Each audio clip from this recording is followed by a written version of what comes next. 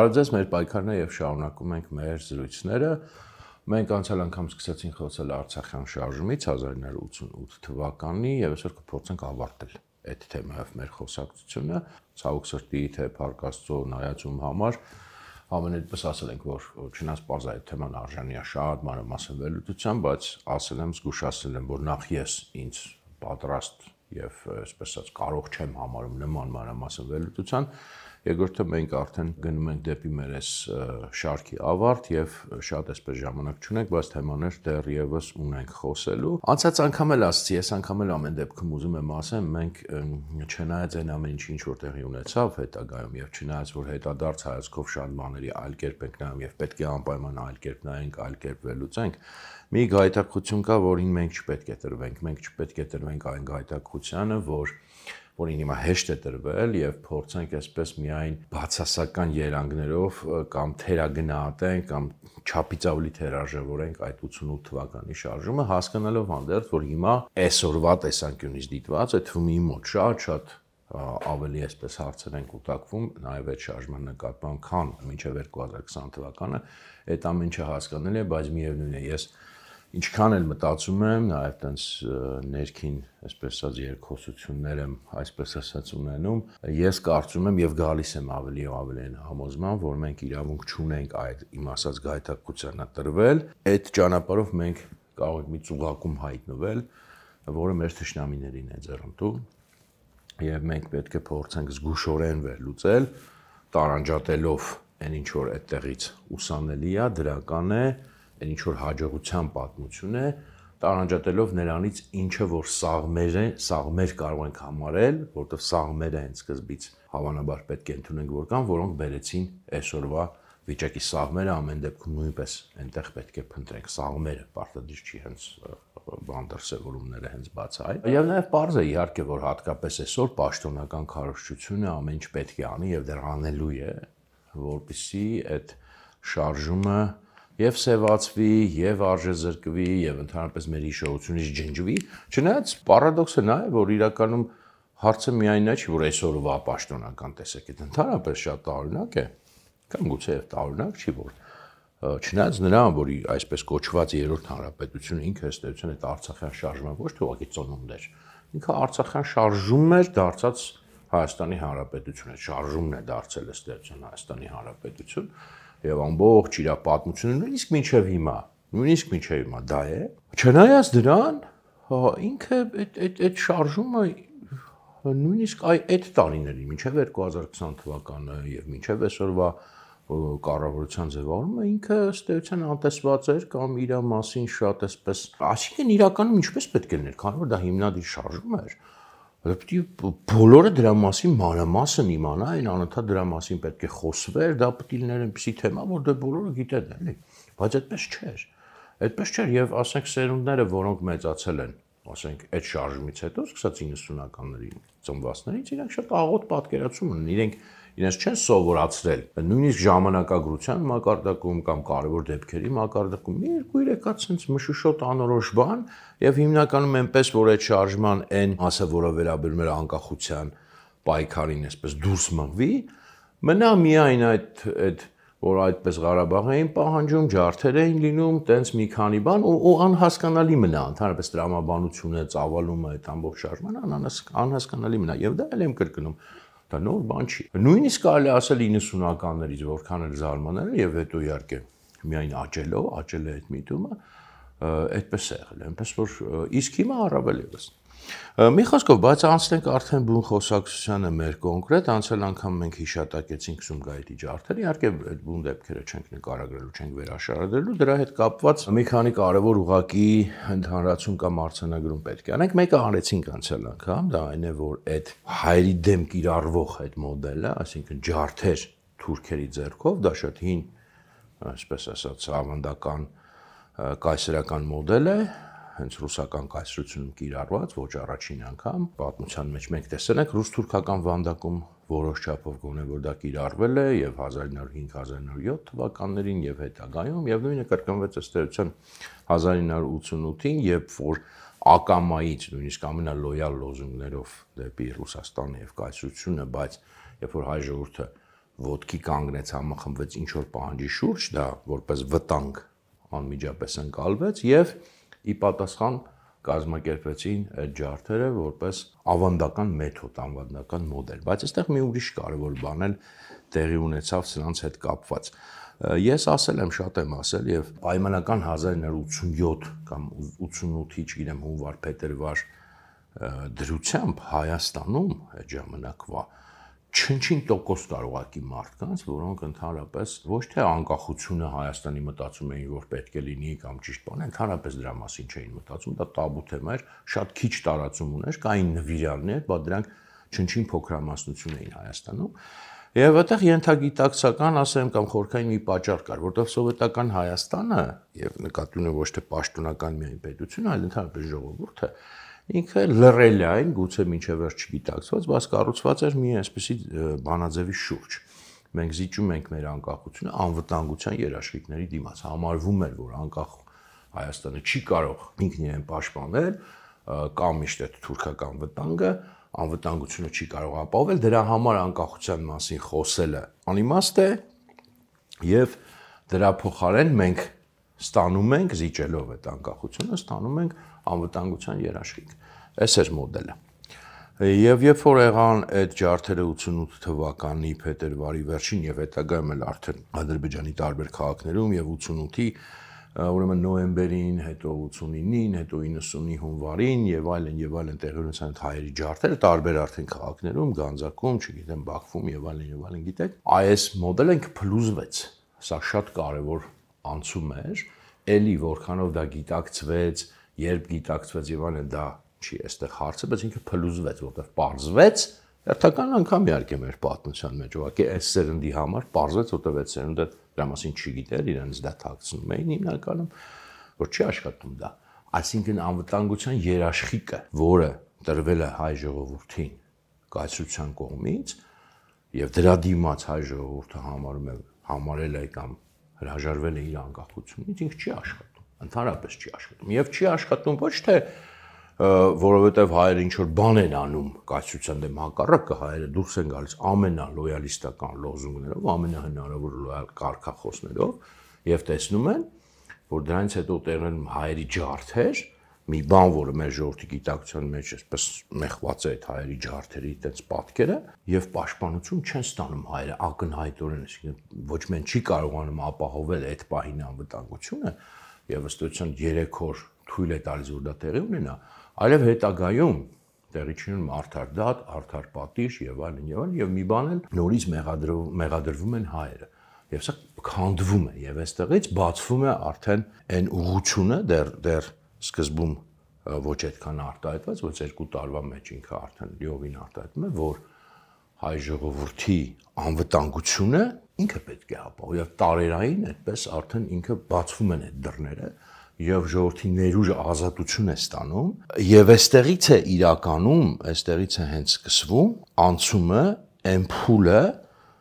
որը այս շարժումը, որը սկզբնապես Ղարաբաղյան շարժում էր, վերածում է անկախության շարժում եւ նաեւ շատ կարեւոր բան է, այստեղից է ստեղծվում հետագայում հայկական բանակը, հայկական զինված ուժը, որը հաղթանակ է տանում առաջին Արցախյան պատերազմում։ Այս պահից է ծնվում, որ մենք ինքներս պետք է կարողանանք ապահովել մեր պաշտպանությունը եւ պարզվում է անվտանգություն եւ պարզվում է որ հայ ժողովուրդը իզորու է դա անել, դա ապացուցվում է պատմության փաստերով։ Միանգամից ասեմ, որ հետագայում հենց նույն էլի այսպես կոչված կամ այսպես կոչված անկախ Հայաստանի կամ հետսովետական Հայաստանի պատմության մեջ ամենակարևոր խնդիրներից մեկը նա էր, երևի ֆունդամենտալ, գուցե ամենակարևոր, ոչ թե ամենակարևորներից մեկը, որ այդ բանաձևը, որը թվում էր, որ փլուզվել է եւ ապացուցվել է դրա սնանկությունը եւ դրա շնորհիվ հայ ժողովուրդը վերագտել է իր ուժերը, ինքը նորից, այսպես ասած, ընդհատակյա սկսեց վերադառնալ եւ էլի շատ վաղ շրջանից, սկսած 90-ականների երկրորդ կեսից եւ հետո 2000-ականներին, 2010-ականներին ավելացավ, նորից սկսեց աշխատել ըստ էության անկախության մաս առ մաս զիջումը անվտանգության դիմաց, որտեղ նորից եկավ ինչ որ մի բան 90-ականների երկրորդ կեսին, երբ որ ըստ էության անվտանգության երաշխիք Հայաստանի համարվեց Ռուսաստանը։ Հայաստանը իհարկե ֆորմալ անկախությունը պահեց, բայց մենք հիշում ենք, որ իրական անկախությունը մենք սկսեցինք մաս առ մաս զիջել, ընդհանուր մինչև տնտեսական, էներգետիկ եւ այլն, այս process-ը գնաց։ Եվ մենք ըստ էության մենք թվում էր թե հրաժարվել ենք այդ բանաձևից, թվում էր թե հասկացել ենք դա, բայց իրականում մենք սկսեցինք կառուցել պետություն նույն այդ փիլիսոփայության հիմքով, մի փոքր ձևափոխված, մի փոքր ավելի այսպես ոչ բացահայտ կերպով, եւ սա էլ արդեն իր հերթին բերեց 2020 թվականին կարևոր պատճառներից մեկն էր, կարևոր ուղղություններից մեկն է, որը բերեց 2020 թվականի ռազմական պարտության։ Այսինքն մենք այստեղ տեսնում ենք այդ երկու փիլիսոփայությունների հակադրությունը, երբ որ հայ ժողովուրդը տեսնում է եւ հասկանում է իր անվտանգությունը չի երաշխավորվում եւ ինքը պետք է դա երաշխավորի, դա բերում է եւ անկախության եւ հաղթանակի եւ հակառակ միտում է, երբ որ նորից գալիս է այս նույն մտածողությունը, ինքը բերում է ի վերջո պարտության եւ ի վերջո անկախության աստիճանի անկման։ Եվ մի բան էլ ասեմ ու անցնենք առաջ, իրականում թվում է շատերին, որ այսօր մենք դուրս են գալիս այդ փիլիսոփայությունից, մենք դուրս չեն գալիս այդ փիլիսոփայությունից։ Նախ այդ նույն փիլիսոփայությունը կիրառվեց 20 թվականի նոյեմբերի 9-ին, արդեն բաց է այդ կերպով, բայց դրանից հետո էլ այսօր էլ մեծ հաշվով, ճիշտ է, այսօր Ռուսաստանի մասին չի խոսքը, այսօր չեն ասում Ռուսաստանն է երաշխավորում մեր անվտանգությունը, բայց նույն փիլիսոփայությունն է, որտեղ այսօր էլի համարվում է, որ մենք կստանանք անվտանգության երաշխիք, եթե մենք փաստացի մեր անկախությունը, էլի անվանականը չէ, բայց փաստացի մեր անկախությունը, մեր անկախության չափը զիջենք մեր հարևաններին, որտեղ այն ինչ որ ասում է հարևանների հետ կարգավորում եւ այս փաստացի process-ը հարևաններին զիջելն է հենց անկախության բաները, տարերը, դրա մասին ես հիմա չեմ ուզում այստեղ մանրամասն խոսել, բայց այլ ֆորմատներով շատ եմ խոսել եւ փաստերով եմ ցույց տալիս եւ նաեւ թեկուս մի մասն համարում է, որ արևմուտքին զիջելով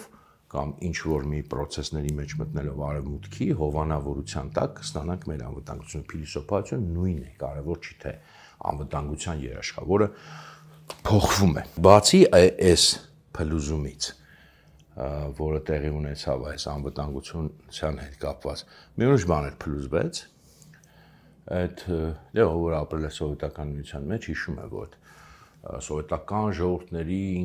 ուրեմն բարեկամության, ինտերնացիոնալիզմի այդ միֆը, դու գիտեք, հիշում եք ով եղել է, ով չի եղել, պատկերացրեք, որ իսկականից են, որ ասում են ամեն հարթուկը, որ միացնում ես դրա մասին է պատմում, իրոք այդպես էր, ամեն տեղ էր դա, հեռուստացույցով էր դա, գրքերում էր դա, դպրոցներում էր դա, փողոցը իր դուրս գալիս պաստառների վրա էր դա, այսինքն սովետական քարոզչությունը, որ պատկերացնում եք, ինքը ամենուրեք է, ամեն տեղ է եւ նույնիսկ եթե դու փուճուր երեխա ես, դա քո գլխի մեջ մտնում է եւ ամեն անկյունում խոսում էր նրա մասին, որ սովետական միության ժողովուրդները եւ հատկապես հայ եւ ադրբեջանցի ժողովուրդները բարեկամ են եւ սովետական իշխանությունը հաստատել է այդ խաղաղությունը երկու եղբայրական ժողովուրդների մեջ եւ վերջնականապես թշնամության էջը փակվել է։ Ասենք մենք անցել ենք այդ ամեն ինչը, շատ ավելի հզոր համակարգ է եղել, որ այդ ամեն ինչը իբր ապահովել է, դա մեկ վայրկյանում փլուզվեց, պարզվեց դա փուչիկ է, հեքիաթ է, դա երևաց այն ինչը, որ մեր պատմության դառը ավանդույթ էր, հայկական ջարդը, ինքը անմիջապես իր դեմքը, այսպես ասած, ցույց տվեց հենց որ մի փոքր առիթ եղավ։ Եվ մեր սերունդը, նաև իմ սերունդը, ես փոքր էի մի քիչ, բայց մենք էլ տեսանք դա, այն ինչը որ մենք լսել էինք, այն ինչ որ կարդացել էինք գրքերից, դա կար եւ այդ փուչիկը ժողովուրդների բարեկամության եւ չգիտեմ խաղաղության ինքը մի վայրկյանում տրակեց այնպես կարծես չի եղել։ Սա էլ կարծում եմ հասկանում եք, որ ինչքան ակտուալ է։ Այսօր առաջի դեպքը չի այդ նեոբոլշևիկյան այսօր էլ գաղափարախոսության փորձում են հաստատել այդ փուչիկը։ Այս ջարդերին զուգահեռ եւ հիշում եք նաեւ զուգահեռ նրան, որ ուրեմն մտավորականության ավակ սերնդի միջոցով խնդրեցին, որ ժողովուրդը ուրեմն դադարեցնի հանրահավաքներ, գործադուլներ եւ դասադուլներ եւ ժողովուրդը լսեց դա։ Երևան ռուսական զորք մտավ։ Երևանում հաստատվեց այդ պարետային ամեն չէ դրան ասում։ Զորք մցվեց ռուսական։ Մարտին 88 թվականին, կարծեմ 40 օր այդ պարետային ժամի ընթացքում Երևան մցվեց ռուսական զորք։ Երևանում ոչ մի բան տեղի չունեցել։ տեղի չեր ունեցել, զորքի առիթ չկար, այստեղ ջարդեր տեղի չեն ունեցել, այստեղ ոչ մի անօրինական բան տեղի չեն ունեցել, խաղաղ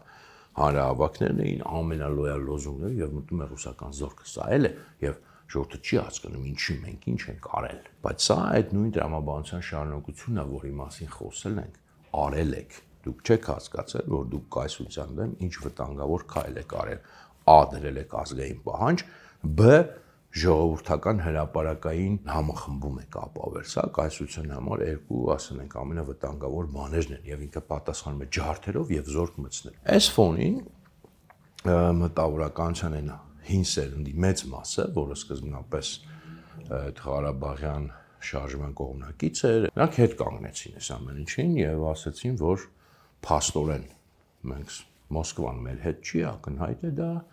եւ մենք չենք կարող այս պայքարը շարունակել, ժողովուրդ ջան, որտեղ այս պայքարը միայն Բաքվի դեմ չի, այս պայքարը փաստորեն նաեւ Մոսկվայի դեմ է, այսինքն մենք պետք է պայքարենք եւ Բաքվի եւ Մոսկվայի դեմ, բնականաբար որ մենք դա չենք կարող,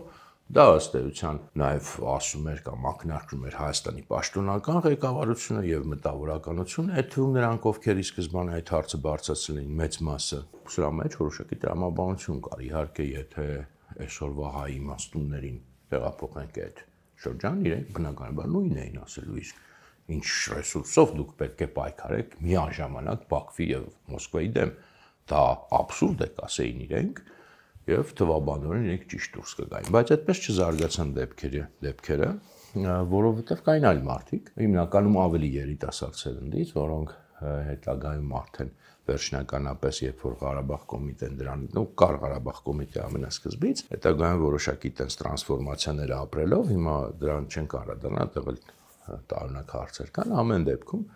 վերջնականապես ձևավորվեց համեմատաբար ավելի երիտասարդ գործիչներից, ոչ բոլորը, բայց այնտեղ Ռաֆայել Ղազարյանն էր բացառություն տարիքով էր, բայց հիմնականում այդ ժամանակվա համար ավելի երիտասարդ գործիչներից եւ այս նորացված Ղարաբաղ կոմիտեն եւ ժողովուրդն էլ հետները, իրենք ասացին, որ չէ, մենք կարող ենք պայքարել եւ Բաքվի եւ Մոսկվայի դեմ, իրենք այդ էին ասում։ Սա շատ տարօրինակ է նաև այսօրվա տեսակետից կամ այս նոր սերունդների տեսակետից, որովհետև դրանց թվում էր գոնե արտաքուստ։ Ես չգիտեմ ոգու խորքում ինչ էր մտածում, հիմա արդեն չգիտեմ։ Նաև Լևոն Տեր-Պետրոսյանն էր, որը մտավ Ղարաբաղ կոմիտե 88-ի մայիսին, եթե չեմ սխալվում, Վազգեն Մանուկյանի դեպ բանով ներկայացմամբ, մինչև այդ էլի կար շարժման մեջ ակտիվ էր Մատենադարանի Ղարաբաղ կոմիտեից էր, եւ այդ թվում ինքը, բայց իհարկե ոչ միայն ինքը, եւ համենայն դեպս ես չգիտեմ հիմա արդեն այդ մարդկանցից քանիսն էին անկեղծ հավատում է դրան, քանիսն էին ինչ որ այլ խաղաղում, ես հիմա չեմ կարող ասել, չեմ կարող ստուգել։ Վստահաբար բոլորս կասկածներ ունենք, որ ոչ բոլորն էին այդտեղ իրոք անկեղծ խաղաղում, բայց իրենք դա էին ասում, հիմա մենք չենք խորանում, մենք չենք կարող հիմա պարզել այդ անկեղծության աստիճանը այս պահին։ Մի օր գուցե դա ավելի պարզ կդառնա։ Իրենց ասածը դա էր։ Եվ ելույթ ասում պարադոքսը նաև որ եթե այսօրվա այն ինչը որ այսօր կոչվում է օրինակ լևոնականություն, ինքը ճիշտ հակառակ տրամաբանության մեջ է եւ այսինքն դուք հասկանում եք օրինակ այսօրվա այս լևոնականության կոնտեքստի մեջ մեկը դուրս գա ասի մենք կարող ենք պայքարել Հայաստանը միաժամանակ եւ Բաքվի եւ Մոսկվայի դեմ։ Հասկանում եք ինչա դա Ռուսաստանի, Ադրբեջանի եւ Ռուսաստանի դեմ։ Իրանք քեզ հումում կուտեն, կգնդակարեն, կսպանեն, բայց այդպես էին իրենք ասում եւ դրա շնորհիվ ժողովուրդը իրենց հավատաց, դրա շնորհիվ ժողովուրդը իրենց հետևից գնաց, որտեղ ժողովուրդը հայ, այսինքն այն ակտիվ մասը, բայց շատ զգալի զանգված, գնաց այդ մարդկանց հետևից, հենց նրա պատճառով, որտեղ իրենք ասացին պայքարը հնարավոր է շարունակել, ավակսեն ասում էր անհնար է, ինչ եք խոսում։ Իրենք ասին չէ, հնարավոր է, կան ձևեր այդ պայքարը շարունակել եւ ժողովուրդը միայն դրա պատճառով գնաց իրանց հետևից եւ միայն դրա պատճառով իրենք հետագայում իրենցից շատերը դարձան Հայաստանում ղեկավար պաշտոններ ստանձնեցին էլի ոչ բոլորը, բայց մեծ մասը եւ դարձան հայտնի միայն դրա շնորհիվ։ Միայն դրա շնորհիվ, որ իրենք ասացին այո, այդ անհնարին թվացողը հնարավոր է անել, դարձան ժողովրդի առաջնորդներ։ Դե այդպես են դառնում ժողովրդի առաջնորդներ։ Ոչ ոք չի դառնում ժողովրդի առաջնորդ, ասելով ժողովուրդ դու ոչինչ չես կարող, մենք ռեսուրսներ չունենք, մենք թույլ ենք, այդպես որևէ մեկը այս աշխարհում ժողովրդի առաջնորդ չի դառնում։ Եվ այդպես որևէ մեկը այս աշխարհում չի դառնում առաջին դեմք, մանավանդ եթե ինքը հեղափոխությամբ է գալիս, այլ ոչ թե նշանակովի է։ Նաև այս դրա պատճառով այսօր իրենք չեն կարողանում այսօր նույն այդ այսօրվա իշխանության կողմնակիցները, երբ որ գրոհում են նաև Արցախյան շարժման վրա, այս կողմը չի կարողանում պաշտպանվի նորմալ, որովհետև իրանց ասացի մեջ ակնհայտ հակասություն կա, իրենք պետք է կողմնորոշեն կամ իրենք պետք է ասեն ճիշտ էր այդ տրամաբանությունը Արցախյան շարժման, երբ որ մենք դա առաջնորդեցինք, որ այո հնարավոր է պայքարել, կան դրա համար տարբերակներ, իհարկե ուղղակի չասեցին օդի մեջ հնարավոր է պայքարել, ծրագիր ներկայացրեցին, իրենք ասեցին, գիտեք ինչ, սովետական միության մեջ այժմ կան դեմոկրատական շարժումներ, ազգային շարժումներ, որոնք նույնպես պայքարում են հանուն իրենց անկախության, ազատության կամ այլև այլ ազգային հարցերի, մենք դրանց հետ դաշնակցելով, դրանց մասը դառնալով կարող ենք մեր պայքարը շարունակել, այսինքն դա ուղղակի տենց օդի մեջ քալագերզություն չեն գնանք կռվենք։ Դա բան ուներ, հիմք ուներ, բայց իրենք չեն կարողանում հիմա դա պաշտպանել, որովհետև նույն իրենք հետագայում լրիվ այլ փիլիսոփայություն են քարոզել, սովորացել, ներշնչել եւ մինչեւ հիմա այլ մեծ հաշվով դրա կատարելագործված տեսակը մեր գլխներին անընդհատ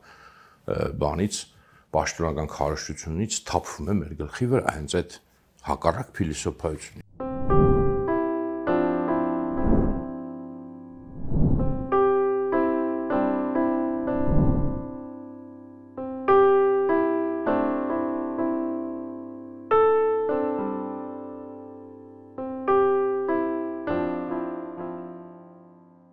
Իրական ստեղ կարևոր է նաև էլի շեշտը, որ ժողովուրդը գնաց այս փիլիսոփայության հետից, որտեղ ի վերջո պատմության սուբյեկտը ժողովուրդներն են, ոչ թե անհատները, եւ անհատները կարող են հետո, չգիտեմ, ալություն աստիճան շրջել իրենց տեսակետները կամ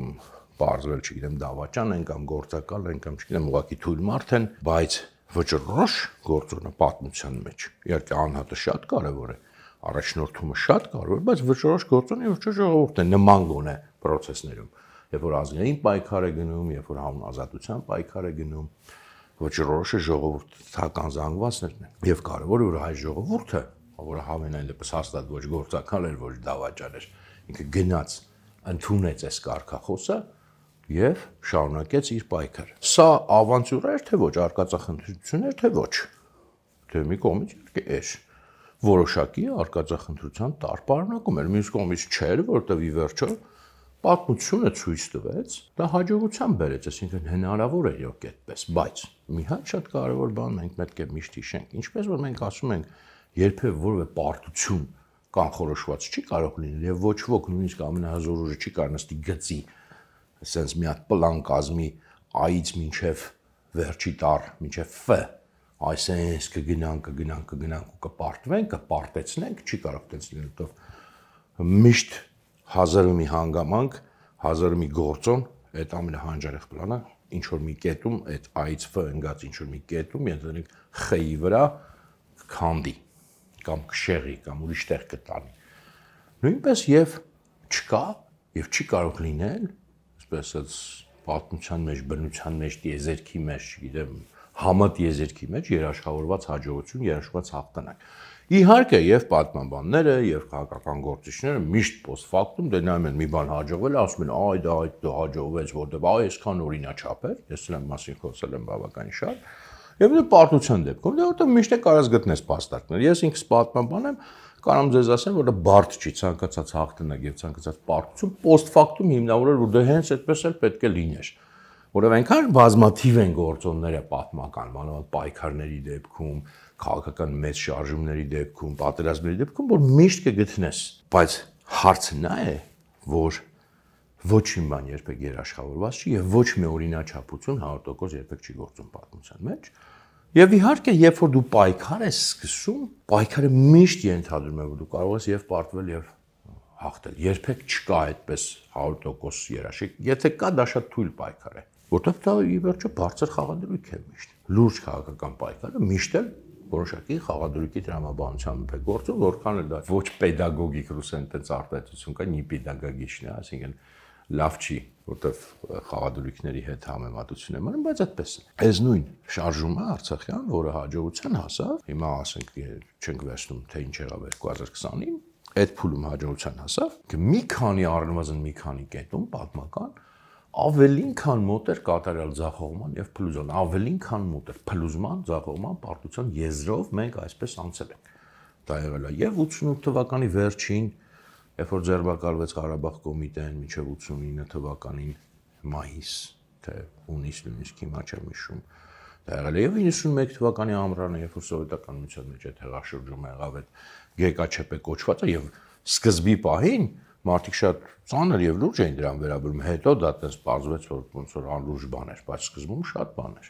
Եվ մինչև այդ կոլցո օպերացիաները Ղարաբաղը հայաթափվում էր աստիճանաբար, դա 91 թվականի գարնանն էր, երբ որ պատժում էին էլի Հայաստանին այդ անկախության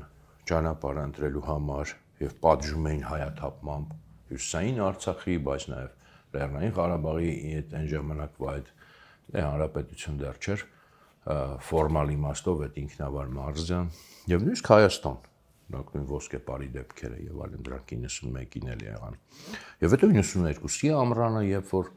թուրքերը հասնում էին համարյա արդեն Ստեփանակերտը Գանձասար հասել էին գրեթե Գանձասար չեն մտել բայց այդտեղ էին հասել եւ Արցախից շատ փոքրիկ հատված են մնացել երեքը ես եմ հիշում ինձնից լավ հիշողները գուցե ավելի շատ բան հիշեն այսինքն անընդհատ եւ կարող էր այդ պատմության եզրով անցել դա չի նշանակում որ դա այնպես որ հաստատ պետք է անցնեին կարող է եւ չանցնեինք այս երեքից մեկը եւ այդ դեպքում իհարկե պատմաբանները ասել են դա այս ամեն ինչը ավանտյուրա էր այս ամեն ինչը աբսուրդ էր դուք եք հասկանում թե ինչպես կարող էր մի փոքր հայ ժողովուրդ պայքարել այդ պայքարը ռեսուրսները անհավասար էին քաղաքական գործիչները նույնն էին տալու այդ մարդիկ որոնք հետագայում դառան Հայաստանի ղեկավարներ առաջնորդներ մնալու են պատմության մեջ որպես տենց անհեթեթ ավանտյուրիստներ, որոնք էս ինչ էին անում, ինչ էին խոսում, եւ այսօր տենց իմաստուն խոսալու հնարավորություն չէին ունենալու նաեւ նրանցից որոշները, որովհետեւ հենց իրենք գնահատվելու են որպես վերջին ավանտյուրիստ, իրենց պես իմաստություն քարոզողների կողմից եւ ասում էին։ Այնպես չի, եթե դուք կարդաք օրինակ 1988, 89, 90-ական թվականների մամուլը ինչ էին գրում այս շարժման մասին, դրա քննադատները եւ պաշտոնական մամուլը Հայաստանում եւ հերոստատեսությունը եւ ղեկավարությունը ասում են ավանտյուրիստ են։ Սրանք ավանտյուրիստ են, իրենք մեր ժողովրդին տանում են ավանտյուրայից, ինչ են անում։ Մենք չունենք այդ ռեսուրսները, այդ հնարավորությունը։ Այն ամինչը ինչ որ դուք գիտեք որպես օրինակ լևոնականություն կամ այսօր նաեւ չգիտեմ նիկոլականություն, այդ ամեն ինչը այդ ժամանակ քարոզվում էր այդ նրանց դեմ եւ քարոզվում էր պաշտոնական մտավորականության կողմից, պաշտոնական, չգիտեմ, մամուլի կողմից, պաշտոնական խոսքի կողմից, իրենք ռադիկալ էին, էքստրեմիստ էին, եւ ուրեմն ավանտյուրիստ էին։ Այս ամեն եւ ելնեմ ասում, հիմք ես չեմ համարում, որ հիմք կար, բայց այդ տեսակետից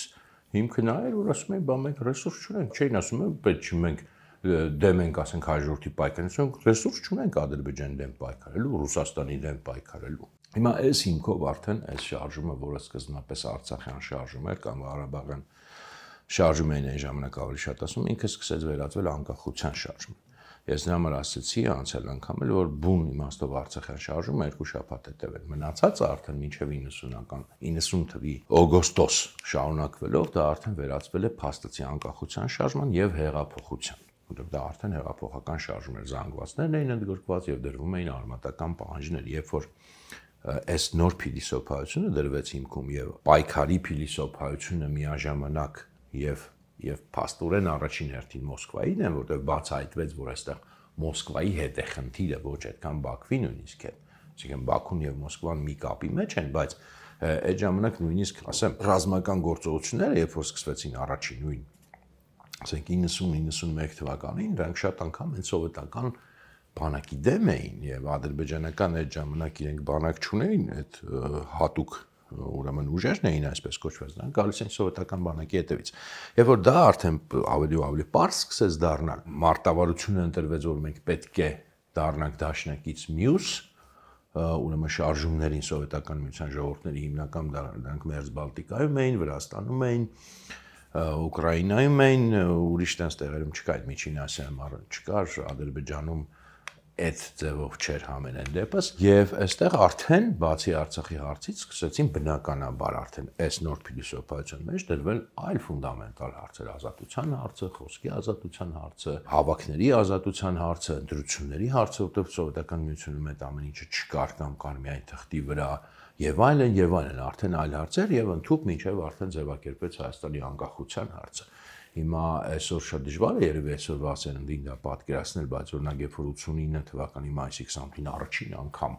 հրապարակում եռագույնը բարձրացվեց, շատերը այն ժամանակ ոք չգիտեին էլ ինչ է այդ եռագույնը, չէին իմանում մարդիկ։ Դա մեծ իրադարձություն էր, շատ դա իրոք հեղափոխություն էր, դա անպատկերացնելի բան էր։ Էլի շատ կարևոր բանը սկսվեց այդ ինքնապաշտպանության կազմակերպումը եւ սկսվեց աստիճանաբար ջոկատներից եւ անից ձևավորվել այդ հայկական նոր զինուժը, որը սկսեց հայ ժողովրդին պաշտպանել։ Սա էլ երկրորդ կարևորագույն տարը։ Բայց այս ամեն ինչ որ ասում եմ, զգուշացնեմ, սա հարցի մի կողմն է։ Մենք տեսնենք, որ հարցի մյուս կողմն էլ կա։ Այս անկախության հետ կապված, կամ անկախության շարժմանը վերածվելու հետ կապված ստվերային կողմն էլ կա։ Հիմա մենք խոսում ենք դրական կողմի մասին, որտեղ ելի եմ ասում գայթակղությանը չպետք է տրվենք եւ լրիվ այսպես ստվերային ներկայացնենք։ Երբ որ այսօր էլի ասում են շատերը,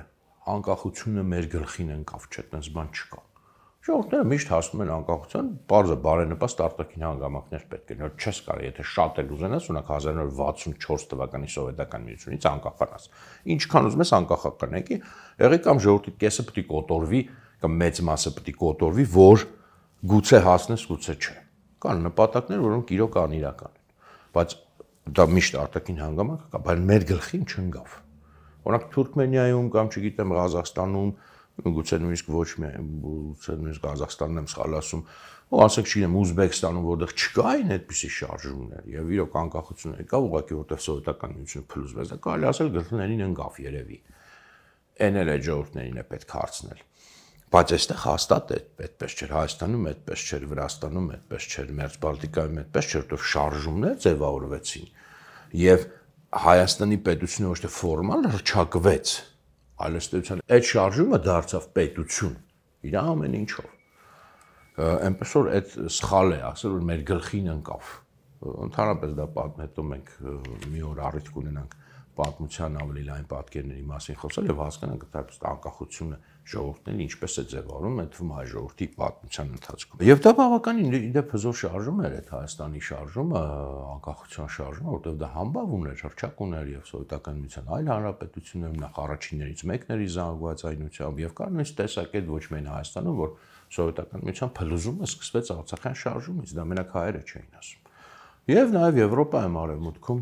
համբավ ուներ։ Հիմա այլ բան է, որ արդեն գալով ստվերային կողմին, մենք պետք է իհարկե արձանագրենք, որ այսքանով հանդերձ եւ այդ ներուժով հանդերձ, արդեն երբ որ ձևավորվեց անկախ Հայաստանը, այդ ներուժը չստացավ ճիշտ եւ բավարար զարգացում,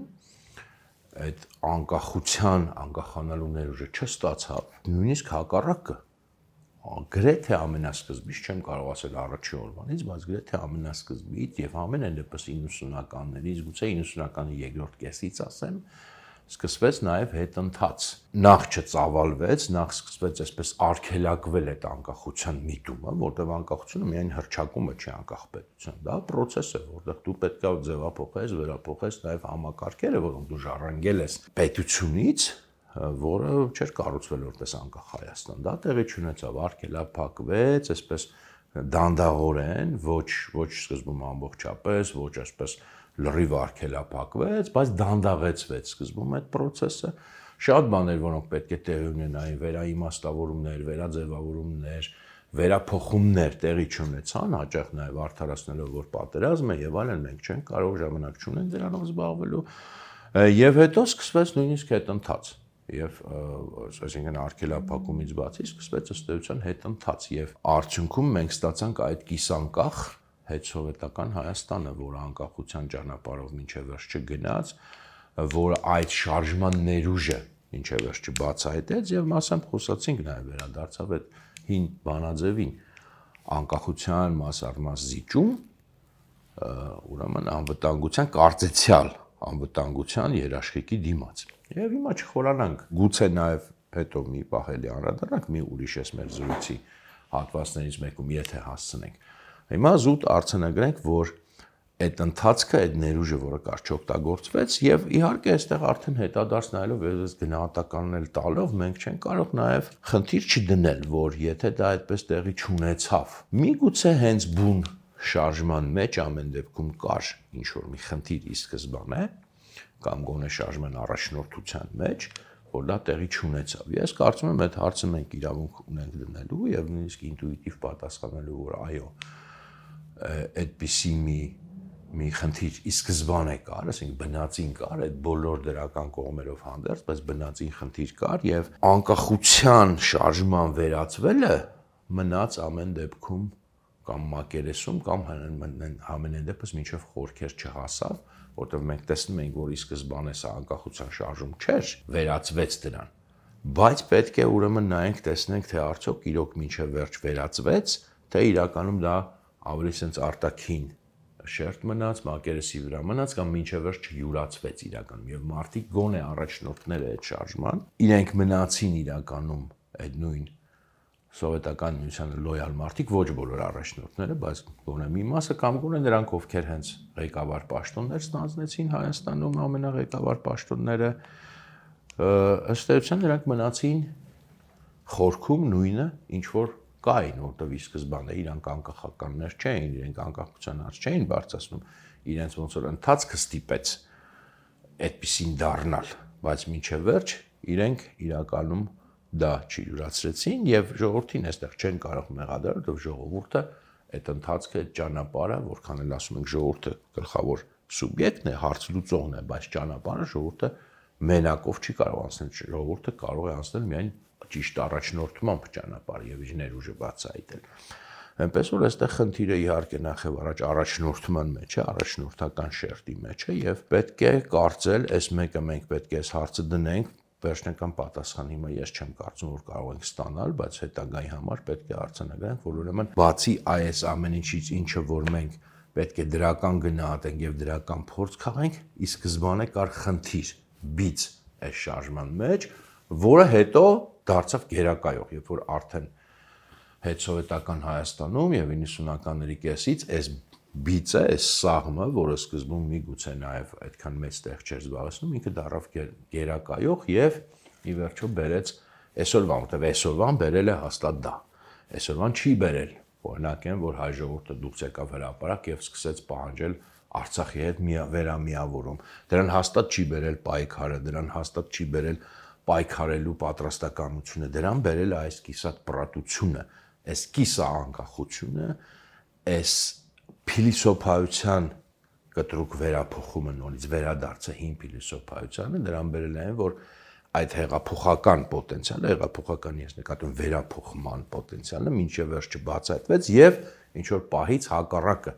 վերածվեց իր հակառակի, սկսեց հետ գնալ եւ ըստ էության գերպահպանողական քաղաքականություն սկսեց վարել, այն իմաստով անկախության իմաստով պահպանողական կամ սովետական միության ժառանգության նկատմամբ պահպանողական քաղաքականություն բալանսավորվածի անվան տակ սկսեց վարել արդեն հետսովետական Հայաստանը։ Դա իհարկե մեր պարտության ամենահիմնարար պատճառներից մեկն է։ Ոչ թե անկախությունը, ոչ թե անկախության համար պայքարը, ոչ թե պայքարը ընդհանրապես, ոչ թե հեղափոխությունը, ոչ թե ինքնապաշտպանությունը, այլ դրա ճիշտ հակառակը։ Այսօր այսքանով կսահմանափակվենք,